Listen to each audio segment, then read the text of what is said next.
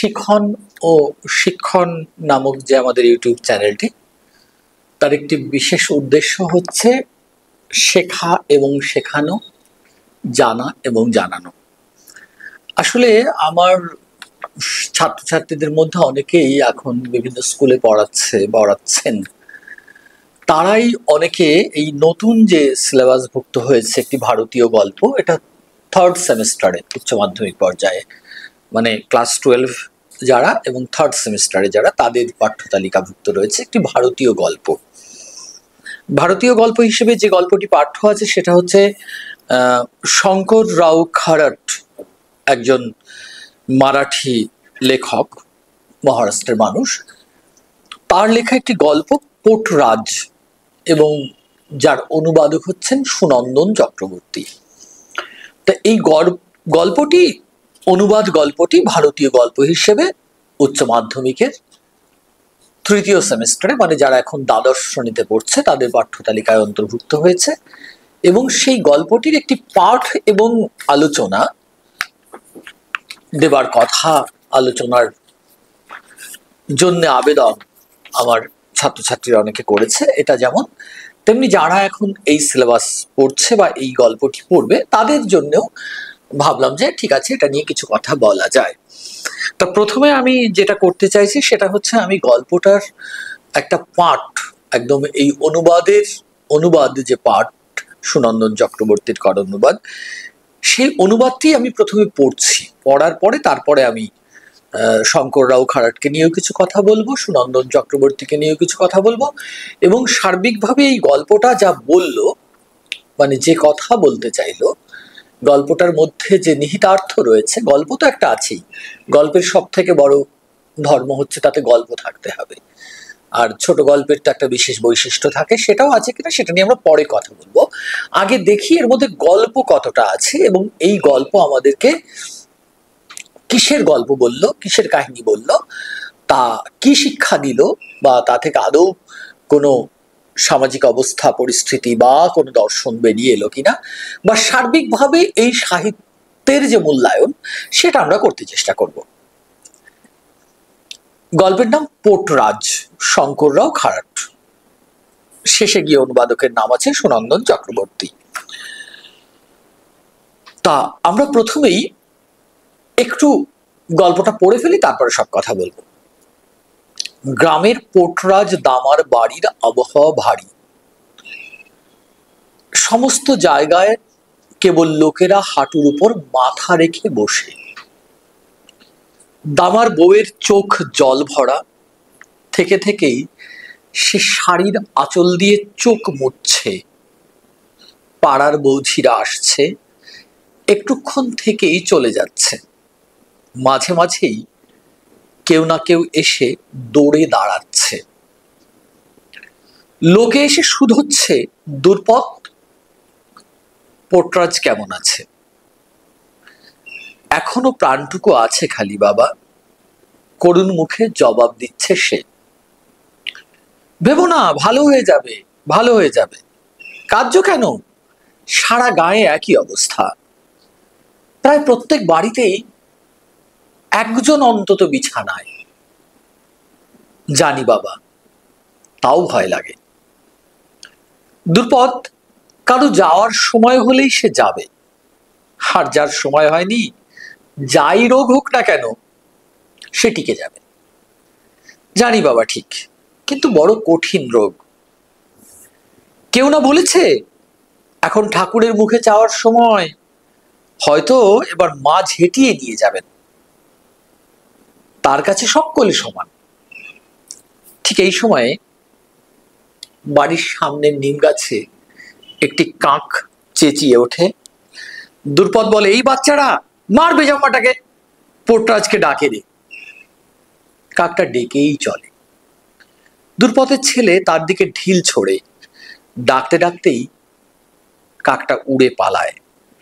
সব সময় বেজম্মাটা আমাদের সাপমনি করছে। দুর্পদ গজগজ করে আপন মনে।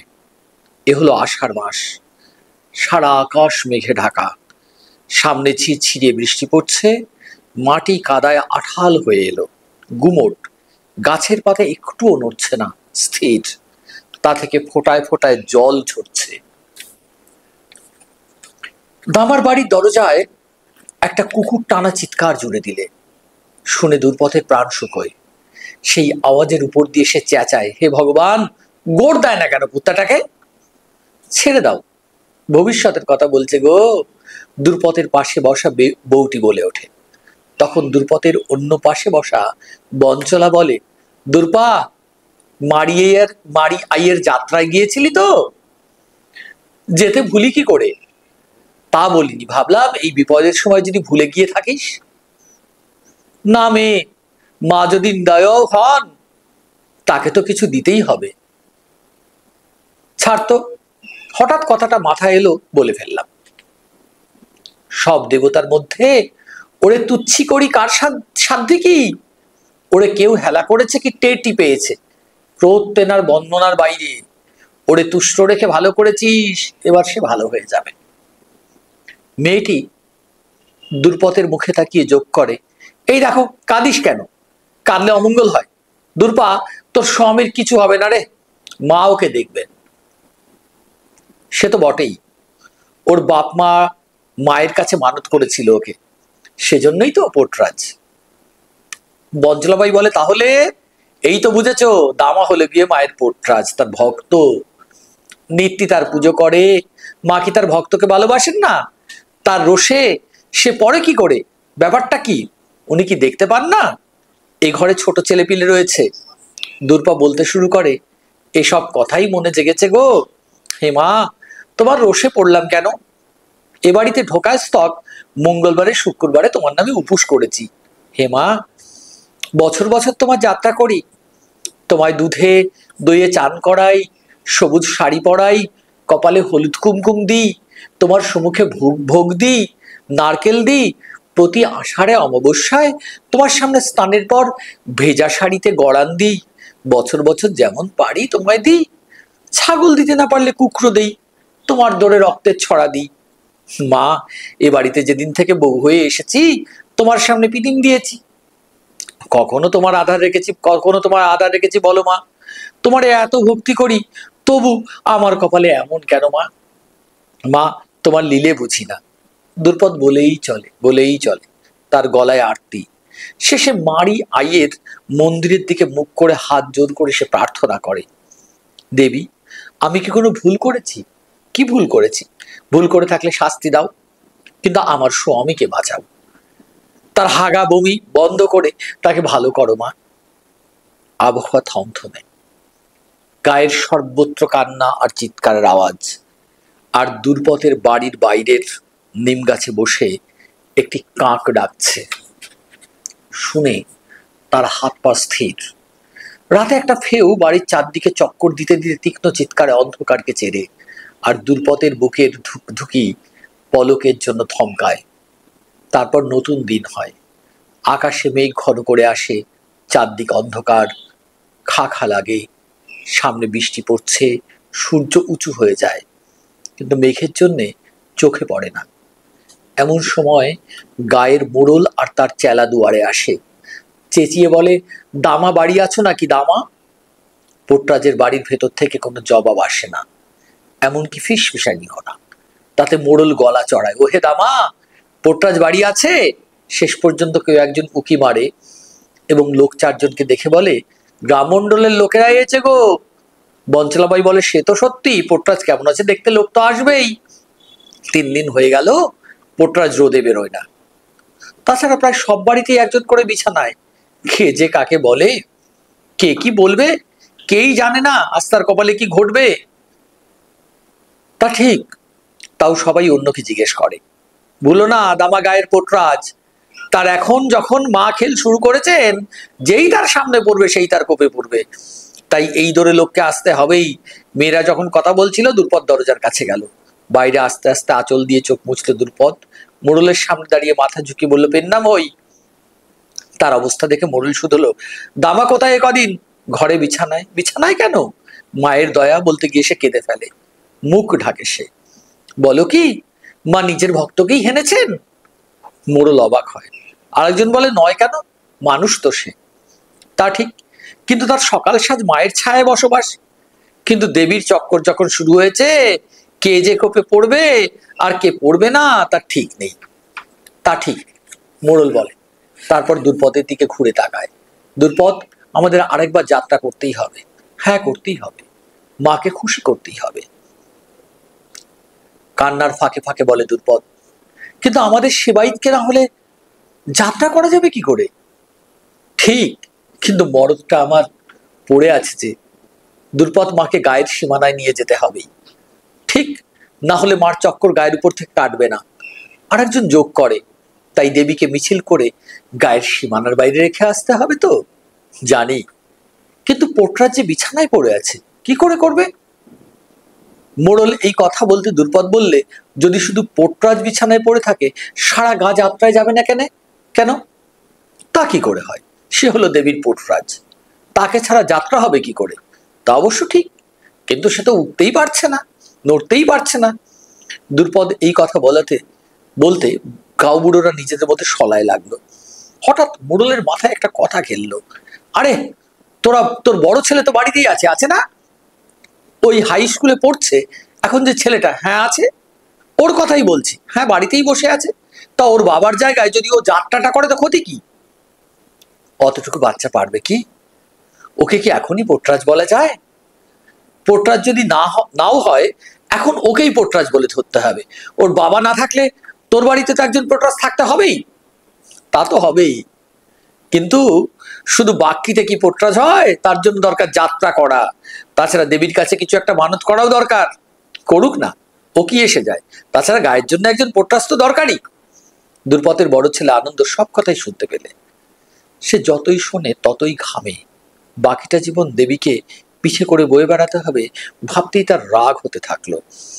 নিঃশ্বাস ঘন হয়ে এলো, বুকের ওঠা পড়া দ্রুত হলো। ইতিমধ্যে মোড়লের সঙ্গে যারা এসেছিল তাদের মধ্যে একটা লোক সব জানতার মতো বলে উঠলো, ও রাজি না হলে গোটা গাটাই মায়ের কোপে পড়বে। হতে পারে, কিন্তু একবার পোটরাজ হলে সারা জীবনই তোকে পোটরাজ থেকে যেতে হবে। হ্যাঁ, তো সে খারাপ কি? ভালোই তো। তোমরা বলছো ছেলে আমার হাই স্কুলে ইংরেজি পড়ছে, তো পোটরাজ হলে স্কুল কি পালিয়ে যাবে? তুমি তা বললে কি হবে? কিন্তু ওর কেমন লাগে তা তো ভাবতে হবে। বাহ, কেবল ছেলের কথাই ভাবছিস, বাকি গাটার কি হবে? দুজনের কথাই ভাবতে হবে। হঠাৎ মোড়লের সঙ্গে যারা এসেছিল তাদের মধ্যে একজন একরোখা গোছের লোক কর্কশ ভাবে বলে উঠলো, ছাড় তো, ওকে পোটরাজের পোশাক পরিয়ে পাঠাচ্ছিস কিনা? হ্যাঁ না না, গায়ের ধারে মিছিল নিয়ে যেতেই হবে। এই ধমকানোর সুর শুনে আনন্দ রাগে কাঁপতে শুরু করলে। লাফিয়ে ওঠে সে, হাত মুঠি করলে। রাগে তার চোখ ঠেলে বেরুচ্ছে। দুর্পদ ঠিক সেই সময় জবাব দিল, এরম কথায় মায়ের রাগ কি পড়বে? মোড়ল দুর্পদকে বলে, কথা গোড়াস না, কাজের কথা বল, ভবিষ্যতের কথা ভেবে বল, হ্যাঁ কি না বল। ভয় দেখিয়ে গ্রাম মন্ডলের লোকেরা ফিরে গেল। দুর্পদ বোঝে না কি করবে। ঘরে গিয়ে কপাল চাপড়ে মেঝেতে পড়ে সে। দামা শূন্য দৃষ্টিতে বইয়ের দিকে তাকিয়ে থাকে। আর আনন্দ দৌড়ে বাড়ি থেকে বেরিয়ে যায়। দুর্পদ ভাবে, ছেলেটা দৌড়ে গেল কেন? ভাবতে ভাবতে উঠে সে দরজায় দেয়। দেখে সে মারিয়াইয়ের থানের দিকে হনহনিয়ে যাচ্ছে। চেঁচিয়ে ডাকে, আনন্দ আনন্দ! কিন্তু আনন্দ দ্রুত চলে যায়।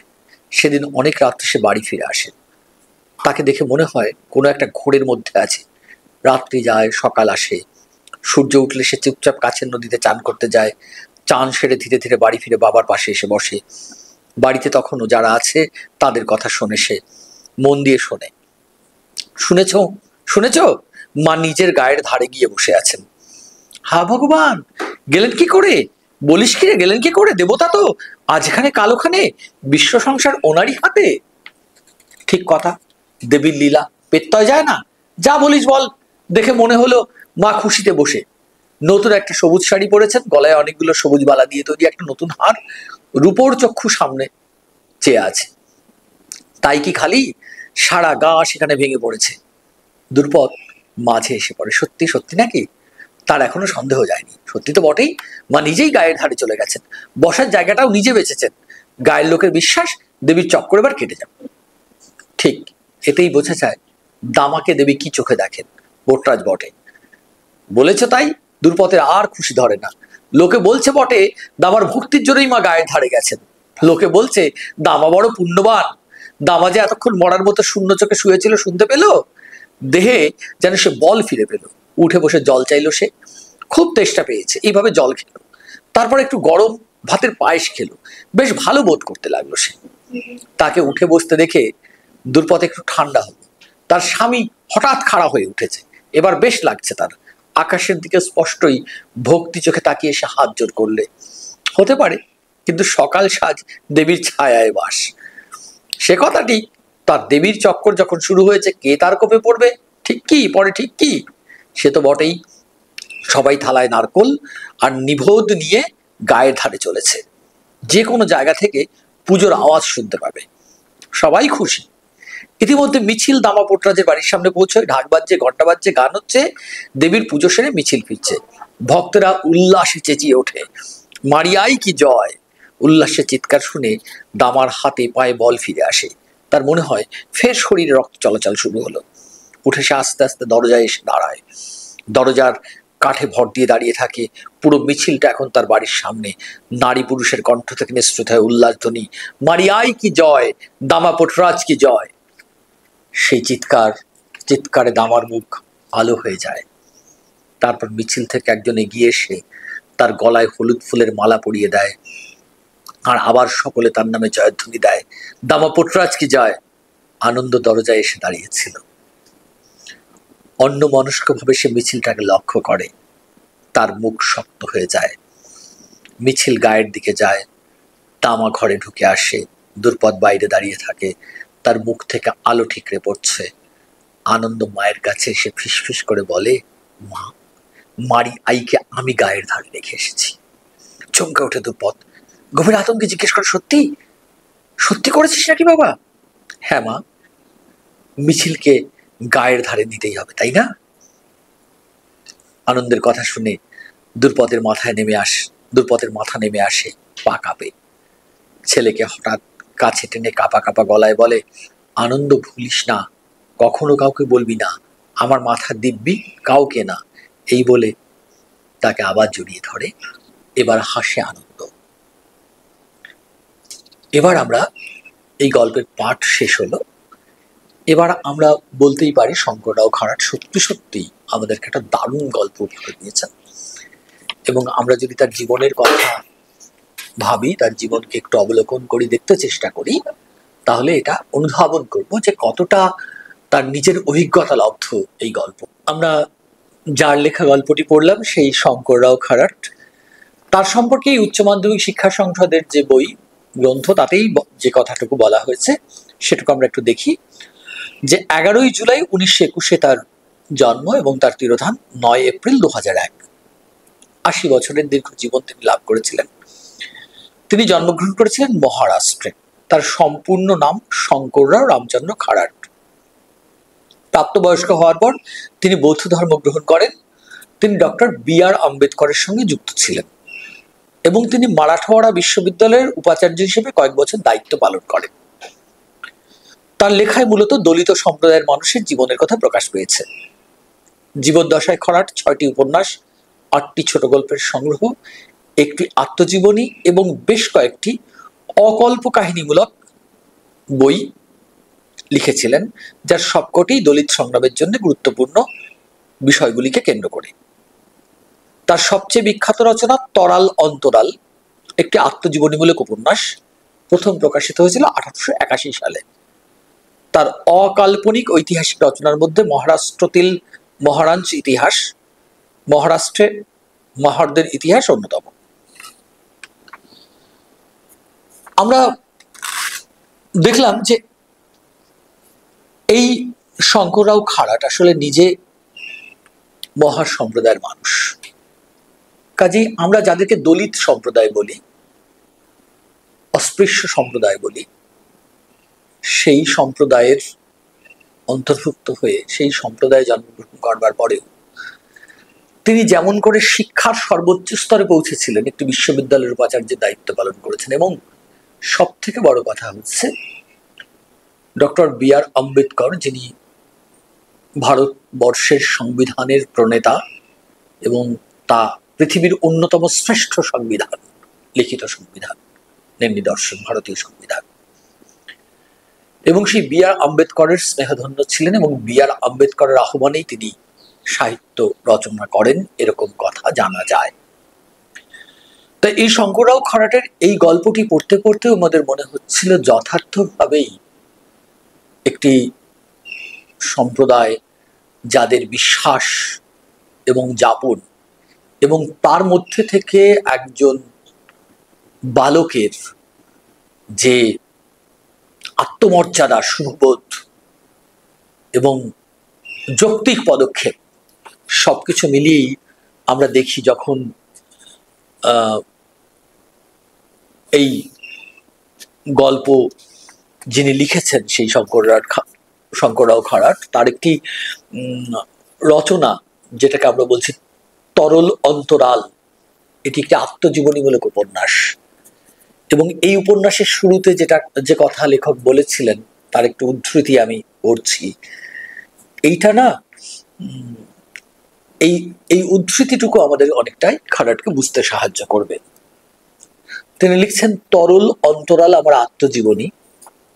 বস্তুপক্ষে এটি আমার জীবনের কাহিনী, কিন্তু তার পাশাপাশি এটা এক অচ্যুতের পক্ষ গল্প। তাহলে তার পাশাপাশি এটা এক অচ্যুতের গল্প, এটা আমার সম্প্রদায়ের গল্পও বটে। এটা একজন ব্যক্তির, একটা গ্রামের এবং একটা সম্প্রদায়ের মানসিক, সামাজিক এবং সাংস্কৃতিক জীবনে যে পরিবর্তনগুলি ঘটেছে এবং ঘটছে সেসবের কাহিনীও বটে। এখন এখানে ভোর, কিন্তু সূর্য কখন উঠবে এখনো তো সেটাকে দেখা যাচ্ছে না। একজন ব্যক্তিকে আসলে এটা সত্যি সেই কাহিনী, যে কাহিনীতে রয়েছে একজন মানুষকে একটু দলিত বংশে, দলিত সম্প্রদায়ের মধ্যে জন্মগ্রহণ করলে তাকে যে লড়াইয়ের মধ্যে দিয়ে যেতে হয়, যে সংগ্রামের মধ্যে দিয়ে যেতে হয়, এই পোটরাজ গল্পের সেই দুর্পদের ছেলে আনন্দের মধ্যেও আমরা সেই বিষয়টি যেন দেখতে পাবো। কাজেই আত্মজীবনীমূলক উপন্যাসে যা লিখেছিলেন শঙ্কররাও খরাট, তার সম্প্রদায়, মহার সম্প্রদায়ের যে জীবনের লড়াই, জীবনের যুদ্ধ, সেখান থেকে শিক্ষা দীক্ষা সংস্কৃতির উচ্চ স্তরে আসার যে লড়াই, এবং সব থেকে বড় কথা হচ্ছে যে সেই সমাজের যে দুঃখ, কষ্ট, দারিদ্র, যন্ত্রণা, সেটা পেরিয়ে সুন্দর জীবনযাপনের মধ্যে প্রবেশ করার, তথাকথিত লোকায়ত জীবনও সুন্দর, অবশ্যই সুন্দর, কিন্তু যাকে আমরা জীবনের একটু উচ্চ মান বলি, সেইখানে আসার যে লড়াই, সেই লড়াই কিন্তু এখানে আছে। এবং শঙ্কররাও খরাটের জীবনেও সেটা আছে। আর আমরা যদি এই গল্পটির অনুবাদ যিনি করেছেন সুনন্দন চক্রবর্তী, তার কথা বলি, তাহলে তিনি তো নিশ্চয়ই বাংলা সাহিত্যের একটা পরিচিত নাম এবং ভ্রমণ সাহিত্যিক হিসেবে তার উল্লেখযোগ্য অবদান আছে। এবং তার বাঙাল চক্কর বলে একটি খুব বিখ্যাত বই আছে সুনন্দন চক্রবর্তীর। তিনি মূলত ইংরেজি সাহিত্যের অধ্যাপক ছিলেন গিরিশচন্দ্র কলেজে। তার অনুবাদটাও খুব সুন্দর হয়েছে। আমরা যে গল্পটা পড়লাম, সেই গল্পটা পড়ে কিন্তু গল্পের যে মূল সুরটি, একটা অনুবাদ তখনই সার্থক হয় যখন মূল ভাষায় যা বলা হচ্ছিল, যেরকম করে বলা হচ্ছিল, অনুবাদেও যদি সেই বিষয়টি বজায় থাকে, তাহলে আমরা বলবো সার্থক অনুবাদই হয়েছে। এবং আর যে কথা বলার, এখানে পোটরাজ বলে কথাটা আছে, এবং পোটরাজ মানে হচ্ছে লোকায়ত, মানে সাধারণ যে লোক সম্প্রদায়। আমরা লোকায়ত মানে একদম আদিবাসী সম্প্রদায় বলতে পারবো, সাধারণ, আমরা যারা সাধারণ জনজাতি, সেই সাধারণ জনজাতির বিশ্বাস অনুযায়ী পোটরাজ হচ্ছে একটা উপাসক সম্প্রদায়ের, বিশেষ উপাসক সম্প্রদায়, সেই বা পুরোহিত বলা যেতে পারে সেই সম্প্রদায়ের। এবং মহারাষ্ট্র, গুজরাট, রাজস্থান, এই সমস্ত জায়গায় আমরা এই পোটরাজদের উপস্থিতি পাই। এবং মাং বা মাতং বলে একটা সম্প্রদায় আছে, তাদের একটা শাখা এই পোটরাজ। আর এখানে মারি আই বলে একজন দেবীর কথা আছে, যিনি দক্ষিণ ভারতের একজন লোকায়ত দেবী বা জনজাতির দেবী, এবং মনে করা হয় যে তিনি যদি রুষ্ট হন তবে তার ক্রোধে সমাজে মহামারীর সৃষ্টি হয় মানুষের শরীরে বা মানুষের সমাজে, মানুষের সমাজ মহামারীগ্রস্ত হয়।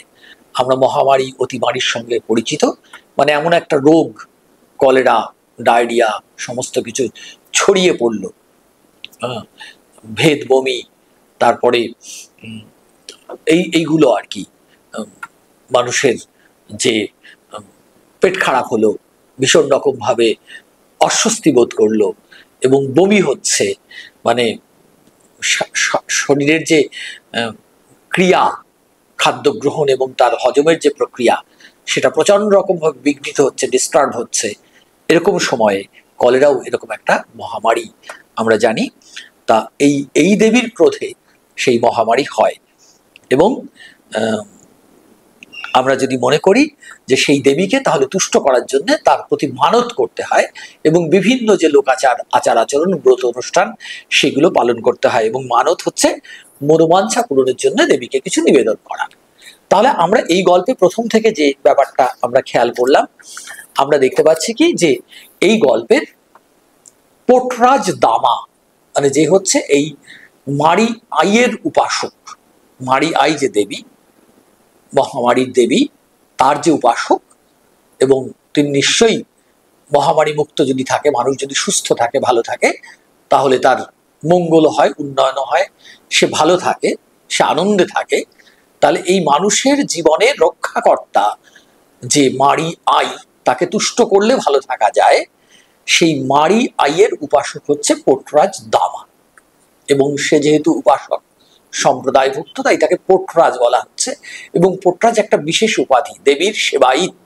সেবায়িত মানে পুরোহিত, দেবীকে সে পুজো আর্চা করে, অর্চনা করে, দেবীকে সন্তুষ্ট করে। তাহলে নিত্য সে সেই দেবী মারি আইয়ের পূজাতেই ব্যস্ত থাকতো।